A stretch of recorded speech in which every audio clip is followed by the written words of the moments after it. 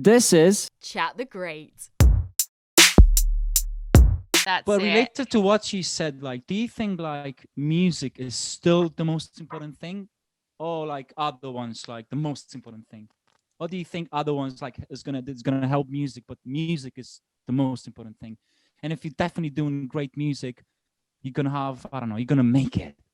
I don't know. No, I believe talent will out. I mean, that is something that I've always believed. I think if you've got talent and you have a great attitude, and all the other areas in your career are what they should be. A lot of bands, they're fantastic and they've got great songs, but they haven't got any idea about how to proceed with a music career. And everything has to be right. I think if you get, it's one thing to have four great people in a band and they make great music together, and then they have no idea what to do with it and they can't be bothered to find out. They just want to just go and play and get stoned in a garage somewhere. I mean, that basically means that nobody's ever going to get to hear them because they're too mashed to worry about Instagram likes, and they don't really know anything about A&R, or they don't know about kind of PR, and they don't know about radio and how important it is, or doing things like this to make sure that people know who you are and what you're about.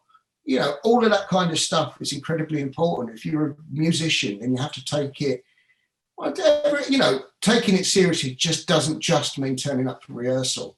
It means having a streamlined attempt to, a streamlined plan to actually proceed in the current modern music industry the way it is now. If it's not just about music, what else is it about? Is it about endless gigs? Is it about paying far more attention to PR and getting in fanzines? Is it about radio? Is it not about radio anymore, but about Spotify, or Apple Music? I mean, there are a lot of, or is it about getting tracks in Netflix or Amazon? That's another great avenue. See, it's actually about all those things, but it's just, you have to work out what your area is and just go for it relentlessly. Because that's a really big part of this business is knowing how to actually capitalize on what it is you can do. If you've got music that's really effective for cinema or for inclusion in box sets and things like that, just go for that above all else. If you're not making 3-minute pop songs, then just try and find the other avenues, try and find adverts, try and find other things. It's all out there. The main thing is just learning how the system works, and wherever you can, try and jack the system, try and find out what the algorithms actually do and how to get past these little gates that everybody just puts up to stop you just sitting at the top table. Yeah. I think there are so many more routes now as well, because you can get creative with it, because you do have these platforms where you can be creative and you can do loads of different things, and that might get the attention of somebody. You never know when you put something online where it's going to go. Of course you don't. And you have no idea who's going to somebody incredibly famous with like 5 million followers could just retweet your music one day.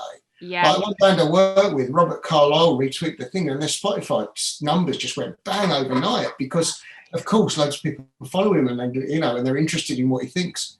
So immediately, that helped them an awful lot with their streams. It looks like they're finally actually going to get paid properly because some guy who played Begbie in Trainspotting, who's a brilliant actor as well, decided that he liked one of their songs and told everybody about it. That's funny old world, isn't it? It's so bizarre.